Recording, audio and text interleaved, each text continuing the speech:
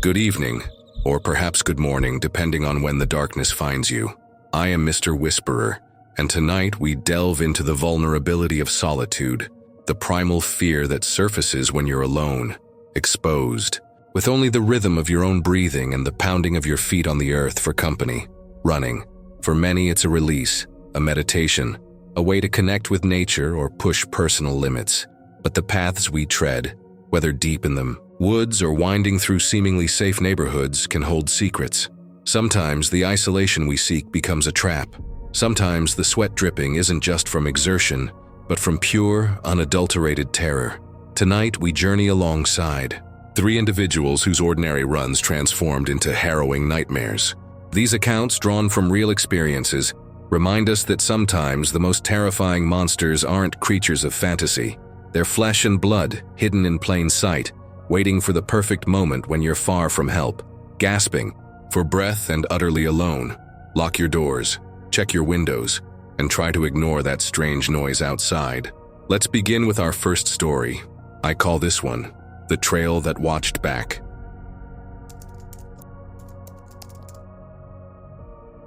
My name is Alex, and running has always been my church, my therapy, my escape, especially trail running.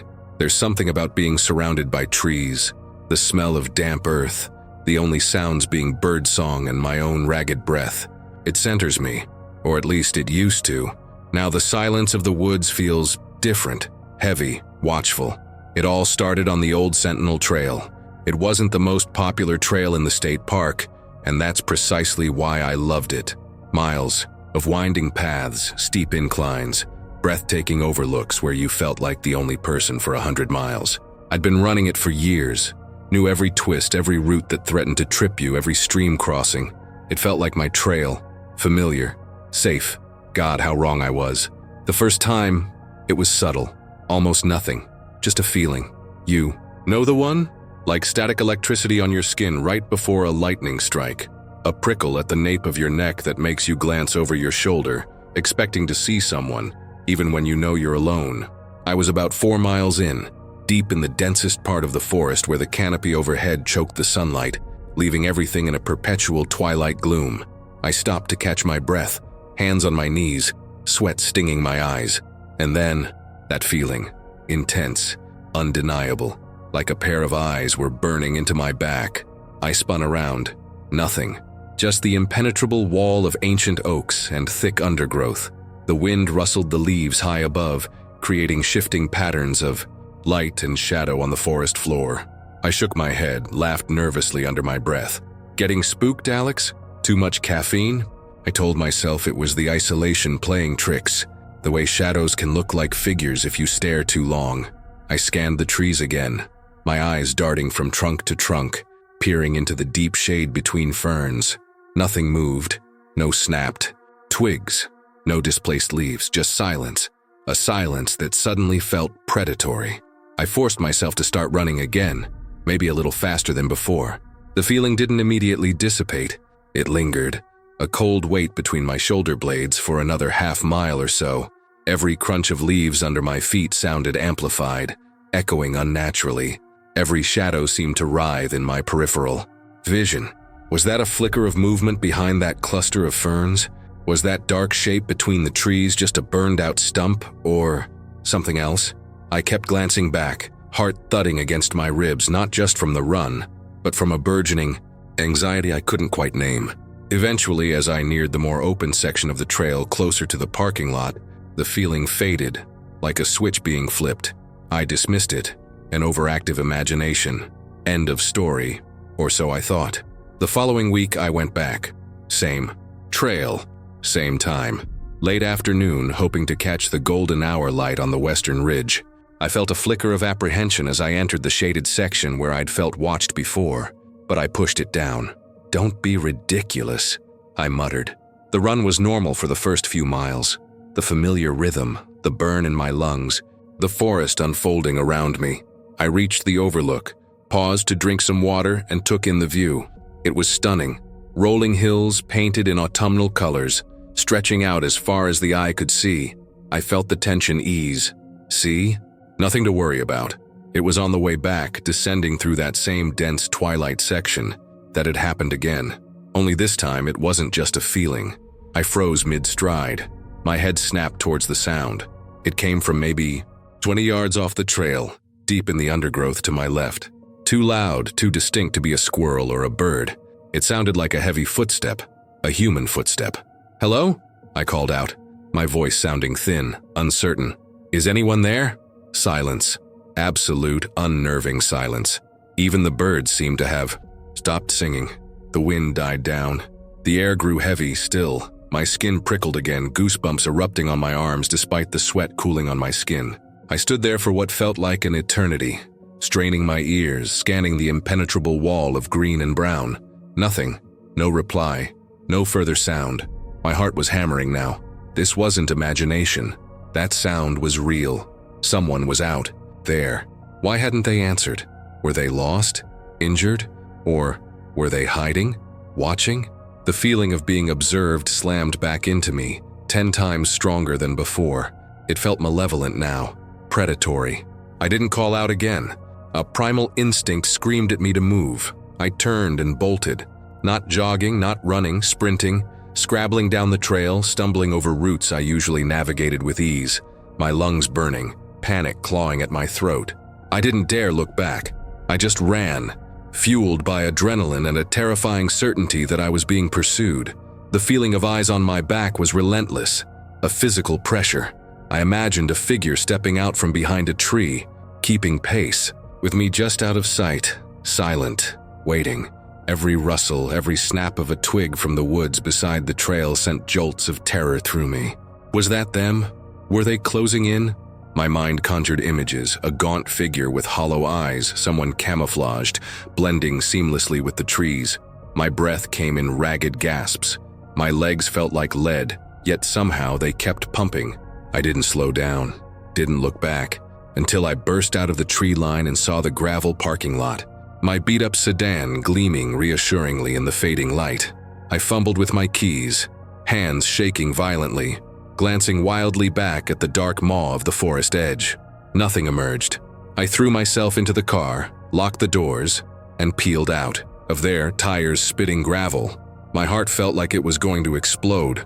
I didn't go back to the old Sentinel Trail for over a month.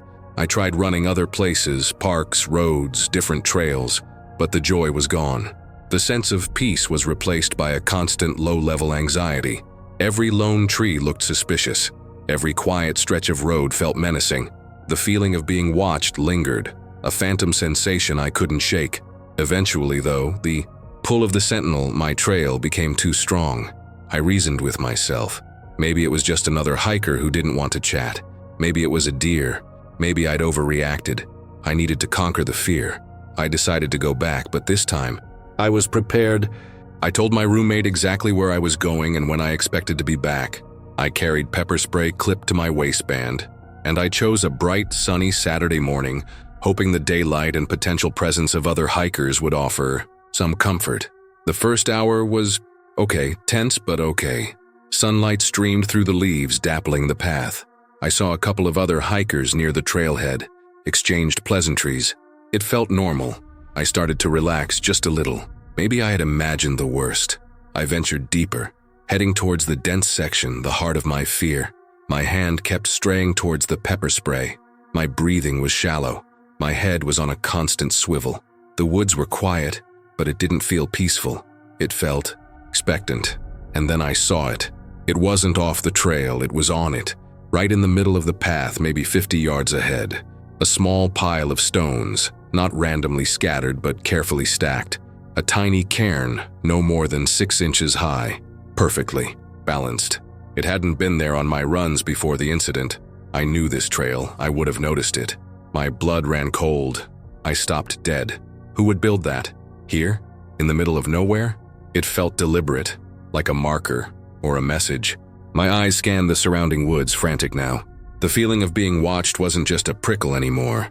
It was a suffocating blanket. I knew someone was nearby, close, watching me react. I backed away slowly, step by careful step, my eyes fixed on the tree line. My hand gripped the pepper, spray so tightly my knuckles were white. Should I run forward past the cairn? or turn and flee back the way I came. Fleeing felt safer, but it meant turning my back, then movement. To my right, a flicker. Not imagination this time. A dark shape partially obscured by the thick trunk of a massive pine tree about 30 yards away. It wasn't moving, just standing there. Still as the tree itself. Too tall to be an animal, too still. My breath caught in my throat. I couldn't make out details, just a silhouette, vaguely human-shaped, blending unnervingly well with the shadows and bark. It wasn't wearing bright hiking clothes, it looked dark, earth-toned, like it belonged there, like it grew there. We stood frozen, locked in a silent tableau, me on the path, staring, it by the tree, watching. How long had it been there? Had it watched me approach? Had it placed the cairn and waited? The silence stretched, taut and terrifying. Then, very slowly, the head of the figure seemed to tilt, just slightly. An inquisitive or perhaps predatory gesture. That broke the spell. Panic, pure and undiluted, surged through me. I didn't think. I just reacted. I turned and ran, faster than I'd ever run in my life. Pepper spray forgotten. Safety plan forgotten. All rational thought obliterated by the primal need to escape. I didn't look back this time, not even for a second. I expected to hear footsteps pounding behind me, expected a hand to grab my shoulder, but there was nothing. Just the sound of my own ragged gasps and the thudding of my feet on the packed earth. The miles back to the parking lot were a blur of terror. Trees whipped past. The path seemed to stretch on forever.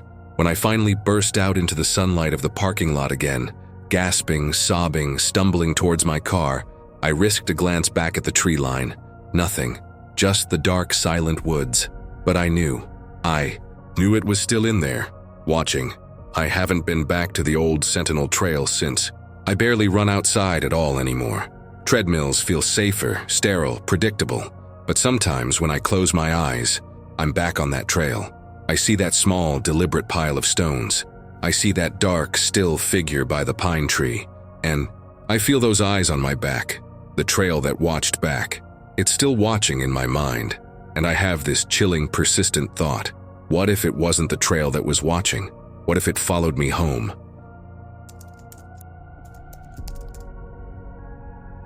I'm a creature of habit, especially when it comes to my runs. Same route, same time, 5:30 a.m. before the city fully wakes up, before the chaos of the day begins.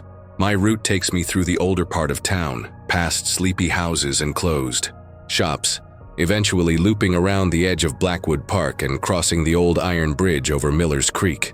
Locals call it the Whispering Bridge. There are stories, of course. Every old town has them. Ghost stories, tragic accidents, the usual BS. They say if you cross the bridge late at night or in the pre-dawn quiet, you can hear whispers on the wind. Voices of the people who supposedly jumped or were pushed from the rusting railings decades ago. Kids dared each other to go there after dark. It was all nonsense, obviously. Urban legends fueled by the bridge's slightly creepy aesthetic.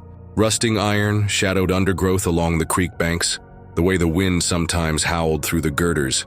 I'd run across it hundreds of times, usually lost in my music or my thoughts, and never heard a thing except the creek flowing below and the echo of my own footsteps. Until that Tuesday. It was darker than usual. Overcast sky, threatening rain. The air was thick, humid, and strangely still. I had my earbuds in, but the music felt distant, muffled.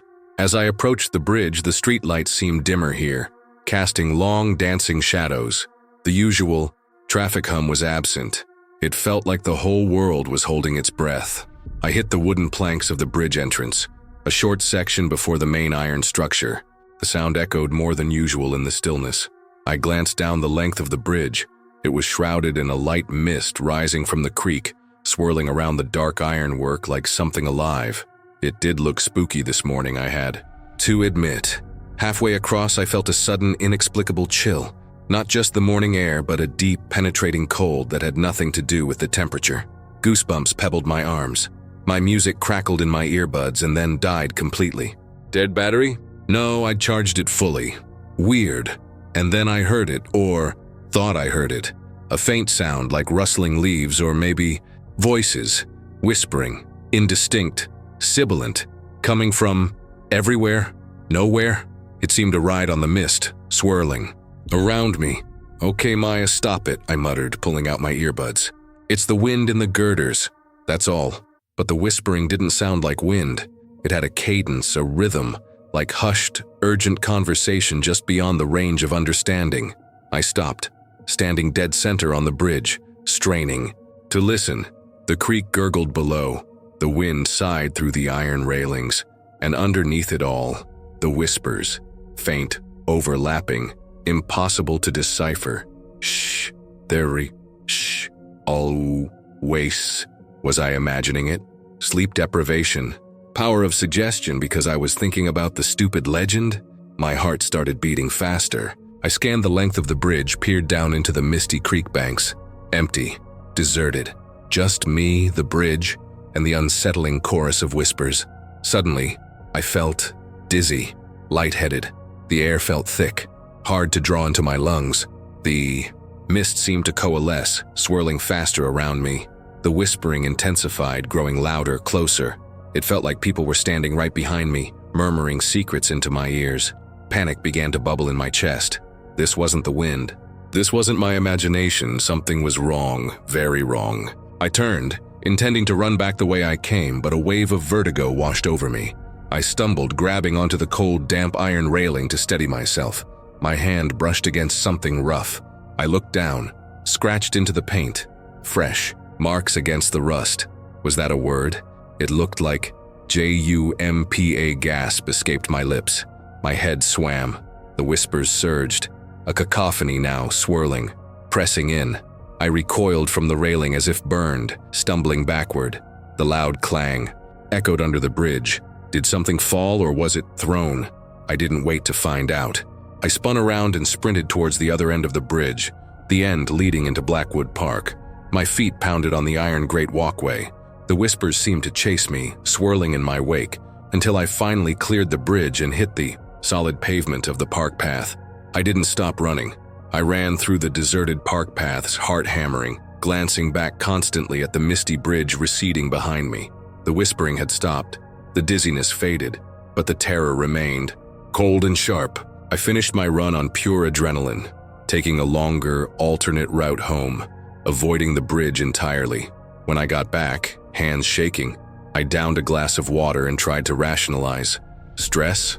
Lack of sleep? Maybe some kids playing a prank, hiding under the bridge with a speaker?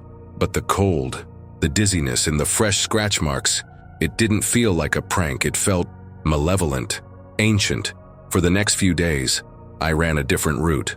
I avoided Miller's Creek entirely, but the experience gnawed at me. I couldn't shake the feeling of those whispers, the icy chill, the overwhelming sense of dread. Curiosity warred with fear. Part of me, the rational part, needed an explanation. The other part screamed at me to stay away. Rationality foolishly won. The following Saturday, armed with bright daylight and the security of knowing others might be around, I decided to walk, not run, back to the bridge. I needed to see, clearly, without the pre-dawn gloom and my own heightened runner's state. Maybe I'd see evidence of pranksters or notice a natural explanation for the sounds. The bridge looked different in the sunlight, less menacing, just an old iron structure showing its age. The mist was gone. The creek flowed peacefully below. I walked slowly onto the wooden approach, my heart rate ticking up slightly. I stepped onto the iron section. Silence, just the birds and the water. I walked to the center, to the spot where I'd stopped, where I'd felt the cold and heard the whispers. Nothing.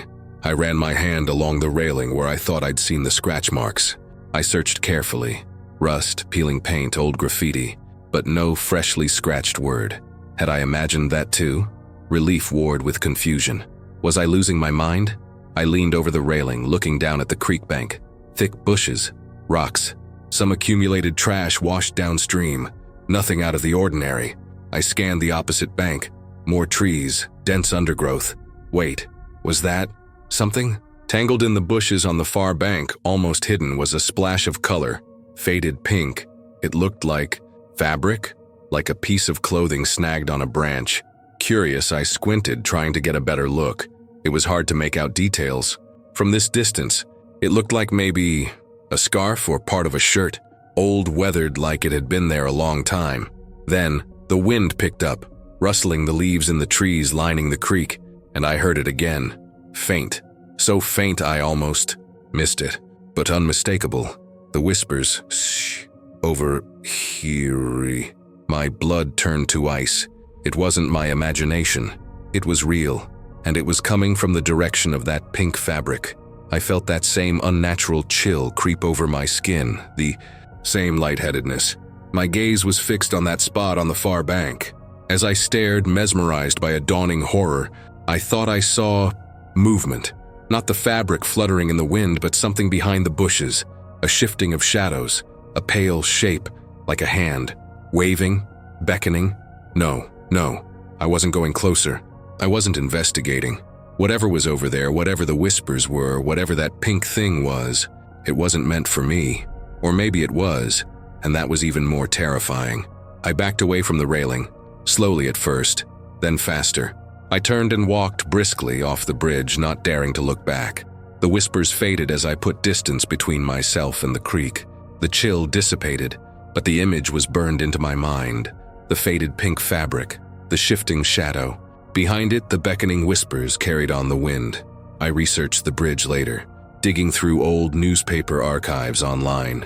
The usual stories of accidents and possible suicides from the early 20th century.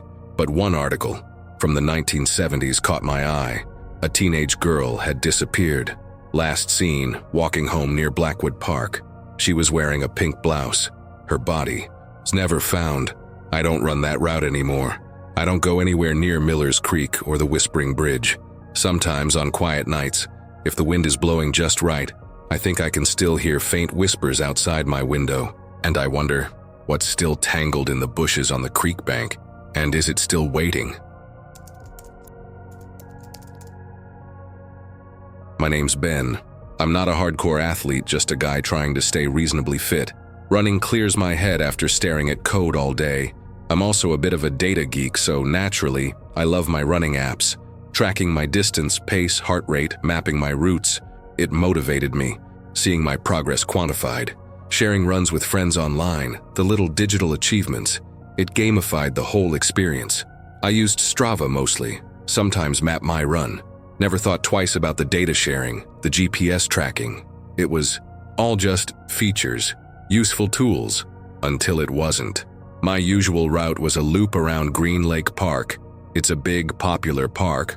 Always people around, families, cyclists, other runners.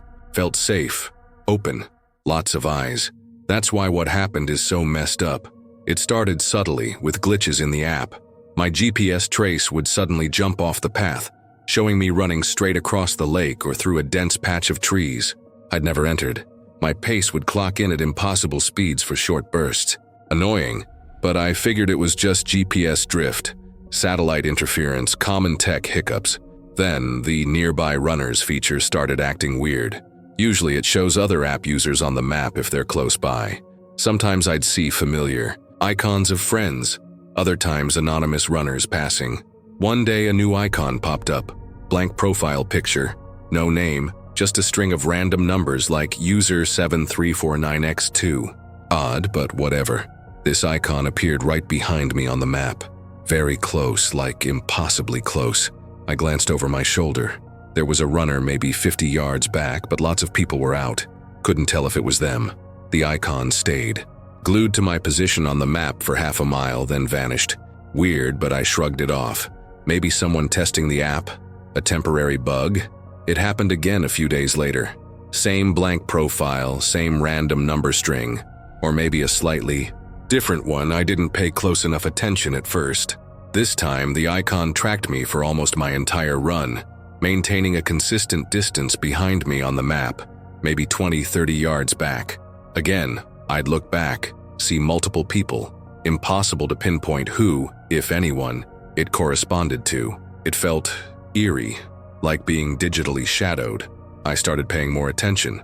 I noticed the icon only appeared when I ran in Green Lake Park, never on my occasional runs elsewhere.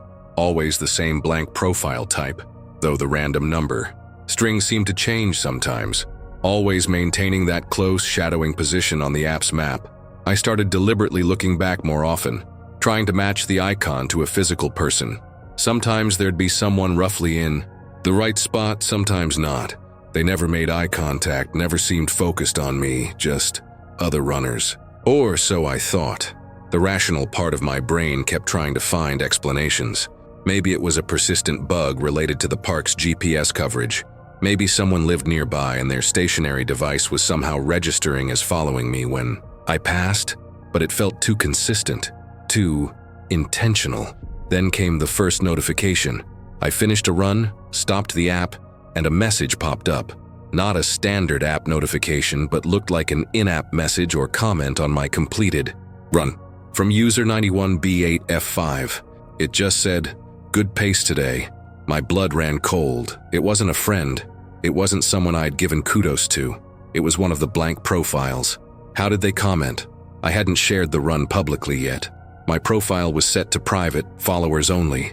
I checked my followers list, just my actual friends. I checked the privacy settings, definitely private. I tried clicking the username, blank profile, no activity, no information. I felt a knot of anxiety tighten in my stomach. This wasn't a glitch. Someone was deliberately interacting with me. Someone who had been tracking my runs through the app, somehow bypassing my privacy settings. How? Why? I reported the user and the comment, got a generic automated response. The user profile vanished soon after, probably deleted or blocked by the platform. I felt a little better, but deeply unsettled. I changed my app password, reviewed all security settings. I considered switching apps, but I had years of data logged. For a week, nothing happened. The weird icon didn't appear. No strange messages. I started to cautiously hope it was over. Maybe reporting it scared them off. Then I bought new running shoes, bright orange ones, obnoxiously bright.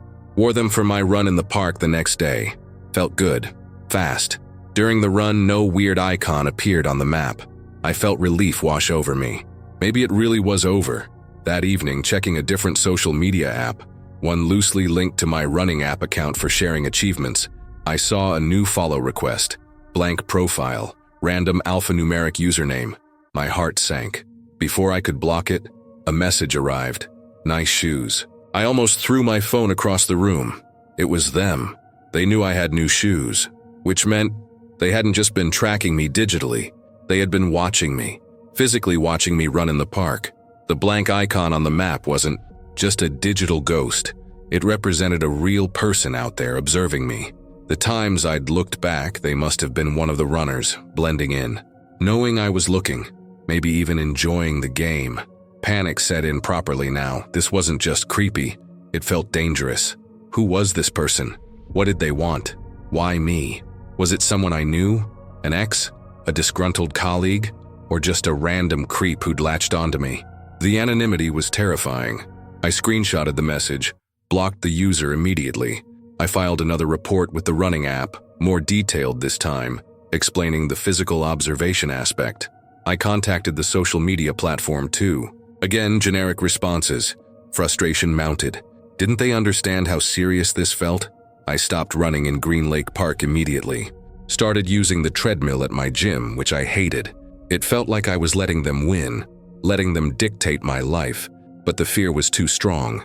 The feeling of being watched, not just digitally, but physically, was overwhelming. Every time I was outside, I found myself scanning faces, looking over my shoulder. Paranoia became my constant companion. After a few weeks of suffocating gym runs, I decided I couldn't live like this. I needed to take back control. I had an idea. Risky, maybe stupid, but I felt desperate. I decided to run in the park again. But this time, I wouldn't be alone. I asked my friend Dave, a big burly guy, to come with me. The plan was simple. We'd run together, but I'd have my app running. If the shadow icon appeared, Dave would subtly try to spot anyone paying undue attention to us, anyone matching the app's position. We went on a Sunday morning. Busy time, lots of people. Felt safer, but also harder to spot a potential stalker. I started my app, heart pounding. We began jogging the loop. I kept glancing at my phone mounted on my armband. For the first mile, nothing. Just the usual map, my blue dot moving along the path. Then, rounding the northern end of the lake, there it was, the blank icon. User ABC123, right behind us on the map. "It's there," I whispered to Dave, trying to sound calm. "Map shows it maybe 30 yards back." Dave subtly slowed his pace, pretending to tie his shoe, glancing back naturally. "See a few people," he murmured. "Guy in a red shirt, couple walking, woman with a stroller. Anyone look suspicious?" "No," I said, my eyes darting between the phone screen and the path behind us. The icon was keeping pace perfectly. We continued running. Dave kept looking back periodically. "Okay," he said after a few minutes. "There's a guy.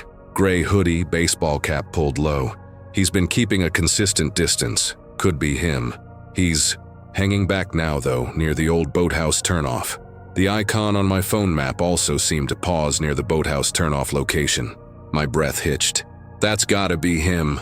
"What do you want to do?" Dave asked, his voice low. "Confront him?" "No," I said quickly. "Too risky. We didn't know who this guy was, what he was capable of. Let's just pick up the pace, get out of here, see if he follows." We started running faster, weaving through other park goers. I kept checking the app. The icon stayed near the boathouse for a moment, then started moving again, following our path, but further back now. It seemed like maybe our awareness, Dave's presence, had spooked him slightly. We finished the run without incident, heading straight for my car in the busy main lot.